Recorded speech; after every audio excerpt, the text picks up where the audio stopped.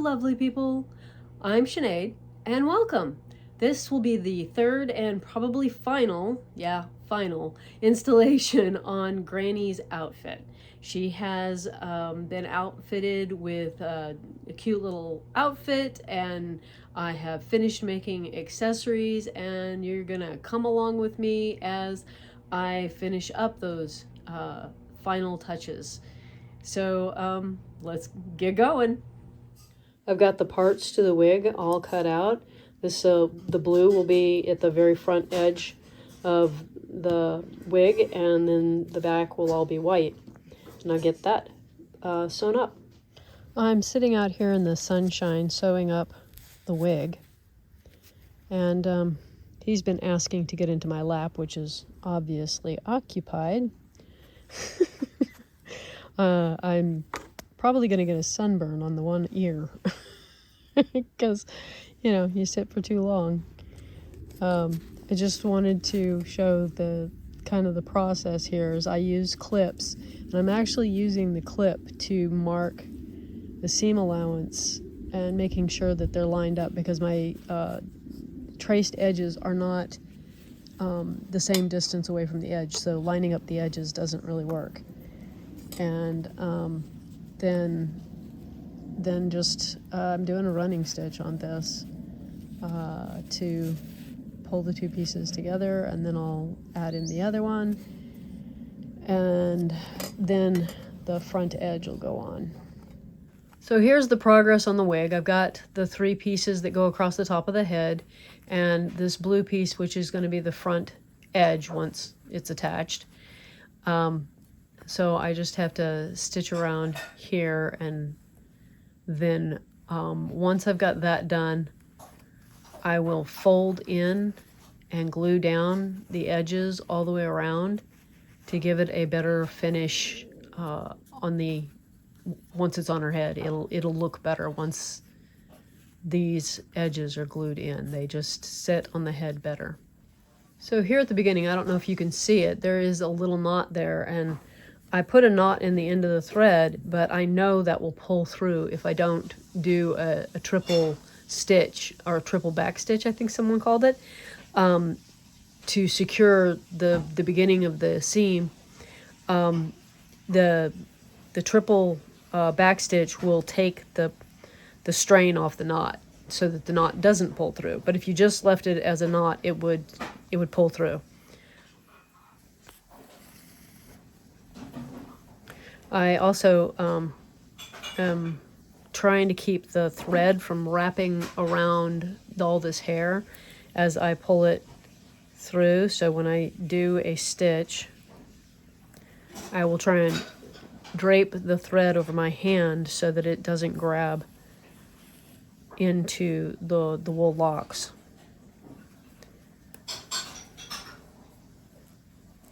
And I am checking my lines on every stitch, because even though I've pinned it in place, it can still shift and end up in the off from the other side.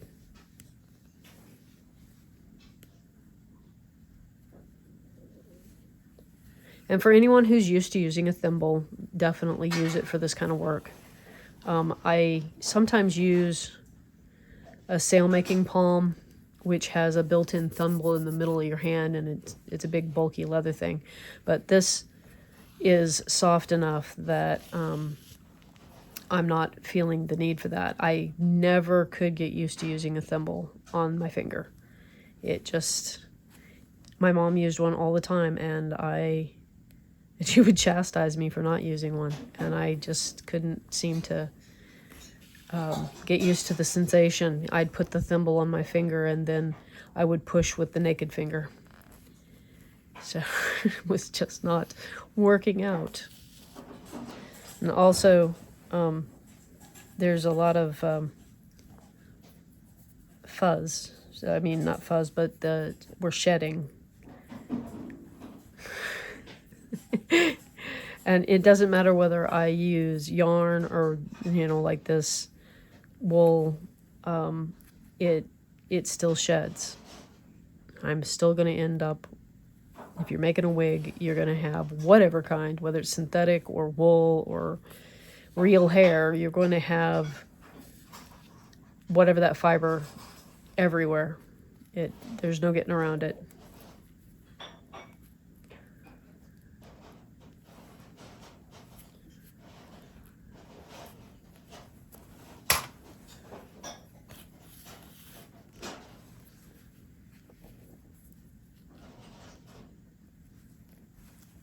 My stitches are also not huge, but they're not all that small either. I don't know if you can see them there.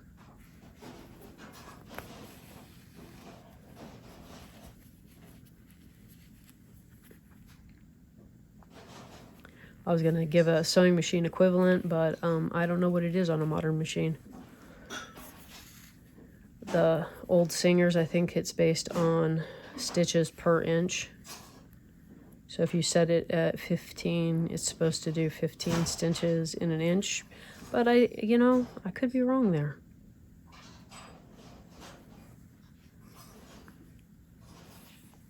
And I don't, the FAF I have, is 1, 2, and 5 or something like that. I don't know. It's not. See, it's been so long since I even looked at it because my son won't let me look at it. I gave it to him, and so I'm not allowed to touch it anymore. That's fair. It's his machine. But I don't even know what the equivalents would be.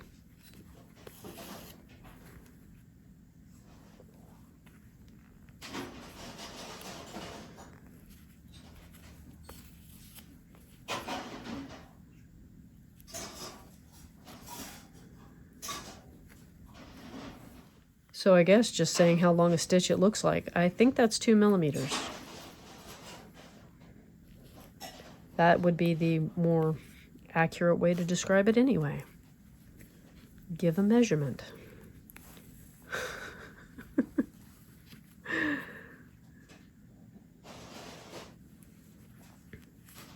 Granted, I did not. Wow, that's pretty consistent. Not entirely, but not bad. I didn't give it a tape measure or anything, just guessing here. Guesstimating.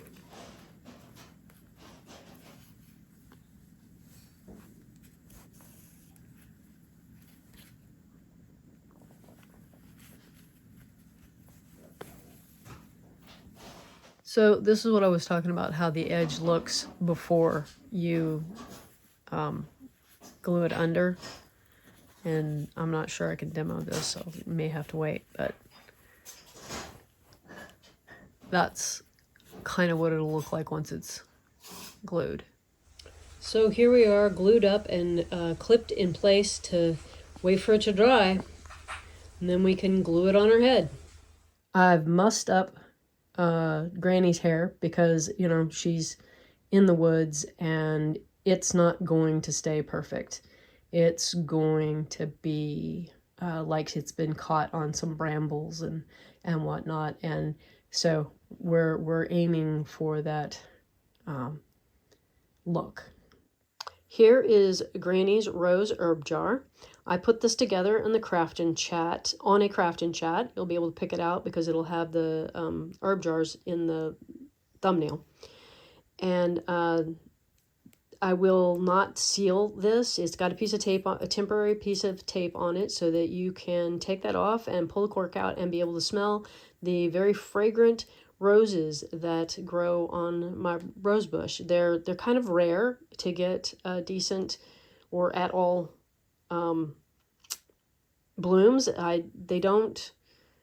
It doesn't produce, the rose bush does not produce a lot of blooms, but they are really special when I do get them, and I try to dry all of them. I don't always succeed, but I want to share them as well. So Granny's getting this one, and there will be others in my shop. I don't needle felt very often, but I like having the tools and knowing how to do it when it's kind of suits the vision. I'm making a bird's nest, which I will attach to a hair clip. And we're going, I kind of want a blue dominant with the green, blue and green nest. And I don't want it heavily felted.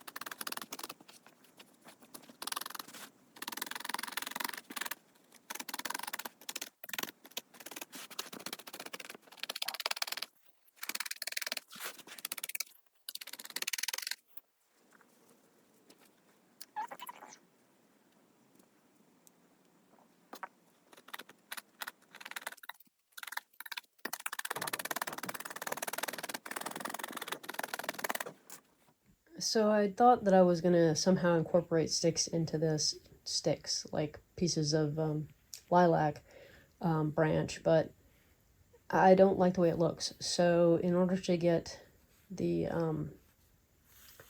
that natural addition to the nest, I'm gonna use some hemp thread here.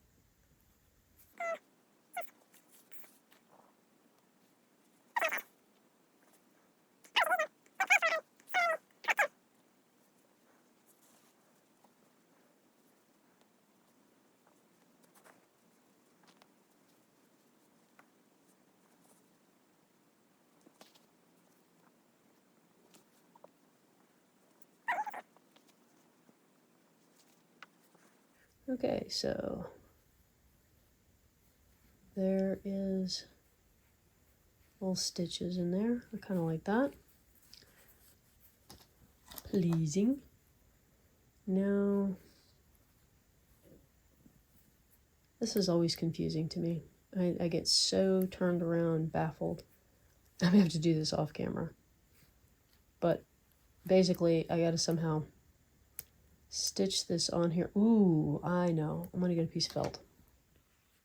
So I use the piece of felt to hold the one side of the clip in place, but I will need to go back and do a few stitches here to get that a little more secure, because I don't want to needle felt to the point of destroying the nest. You know, you want to keep the this part, which was the point, looking like you originally had it, and needle felting this all on here can destroy the other side. And then I might need to take a stitch. Yeah, I can take a stitch. There's a hole there. I can take a stitch and make sure that that doesn't slide out. But, you know, if you end up with this and this comes out, there should be a channel for you to slide it back into. And in fact, maybe, since this tends to cut any threads, maybe we'll just make sure this is good and attached and know that you can just slide it back in. Should it come out? And now I got to get those eggs made. So there's the two little eggs. I made those out of paper clay, and they just will have to dry, and then I can paint them. And our walking stick has had its first coat of paint. And there we go with a second coat on the walking stick. I didn't record the first part of this, and I'm still not 100% certain it's going to work, but I'm trying to make a shrew, and it has a wire framework here to create the little toes, the little feetsies. and I'm needle felting the wool over it, and so I will probably keep the belly somewhat pale, but I'm not sure I can get in here. I'm running into the framework a lot, so the angle is kind of difficult to maintain.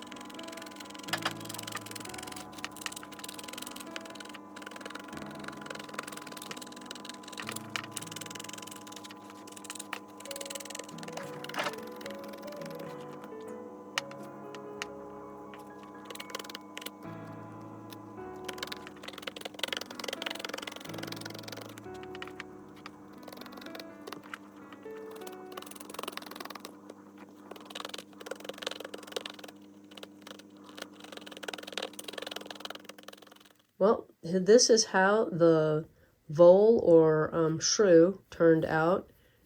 You can see that there's some stray bits of wool that are going to need to be trimmed off, but we've got our little light colored underbelly. The tail got a little bit of wet felting. The needle felting wasn't really pulling it together like I wanted. And I am pleased with his little nose and eyes. See how his little paws. So there was my experiment, and it worked out this time. Here's the walking stick with the I think I added dots of black and kind of a creamish color, and that will get covered in shellac, and it'll be fun to see what the shellac does to it because it will change the color. And I added feathers to the nest because, you know, you got to feather your nest. I'm mixing up the paint for the eggs, and I'm going for a pink. Just wherever this takes us.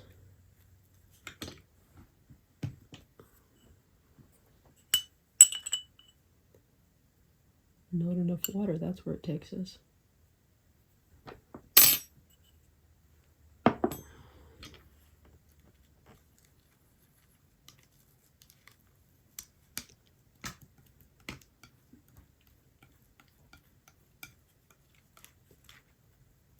Way more paint than you need, but sometimes when you're mixing a color, that's where you end up. If you start in a container, or you have containers that you can scoop it into, it can work out okay, especially if you know that there's another project coming up that you can use that color on. But sometimes it's just, well, I guess I'll mop that up. Sometimes you can also leave this on here and let it just dehydrate and add water to it, but that does not have as good a recovery rate as I would like. And I'm kind of feeling like that's still too dark. Not what I had in mind anyway. I don't know if any of you are familiar with the children's storybook from, I'm going to say it was from the 1970s, How Fletcher Was Hatched.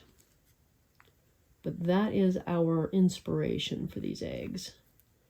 Fletcher was a dog, and he felt neglected. So he got some help from the beavers. His owner was fascinated with a baby chick. Anyway, he got some help from the beavers to make him an egg. And they made him an egg, and they colored it. It's actually a favorite of one of the books that from my childhood that my oldest daughter really liked.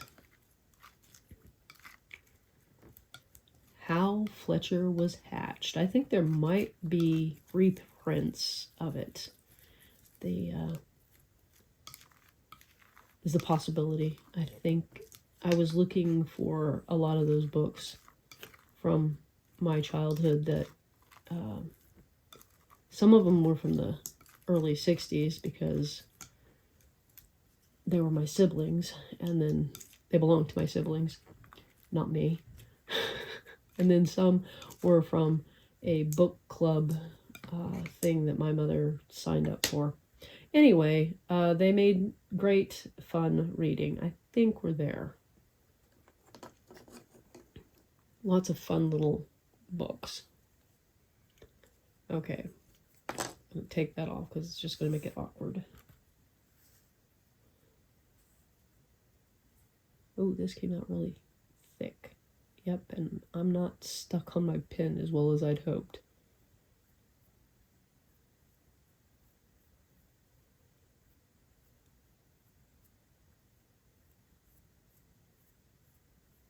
All in a downward motion to try and keep from flicking it off the pen. I don't know here. We need to get paint down lower. I'm not worried about the bottom side because it's going to be glued in place, but I do want it to go around the edge.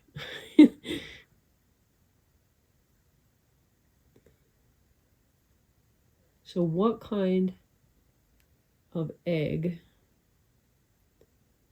do you think, or what kind of bird or lizard would pop out of a pink egg with brown spots?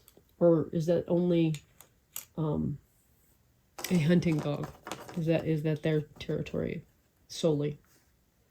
Pink egg with the brown spots. Yes, I'm being funny. Sort of.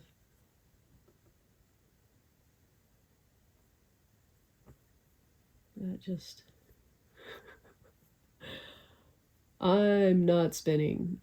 It's spinning. Wow, that is a lot of paint. Ooh, I do have some jars over there. I might try and scoop this up and...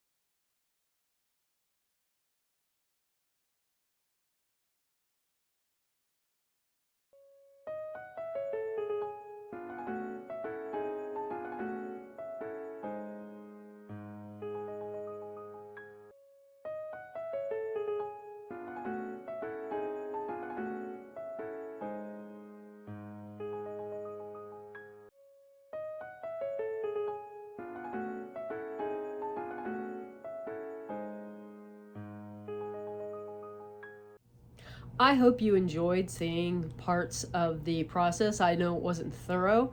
I did actually have my camera run out of battery at one point, and so and the crafting needed to continue. It wasn't a position where I could just set it aside and wait for the phone to charge. So I missed some bits, but hopefully you enjoyed the parts that made it to being recorded and posted here. Have a wonderful week, and I will see you next Wednesday on Craft and Chat. Bye bye.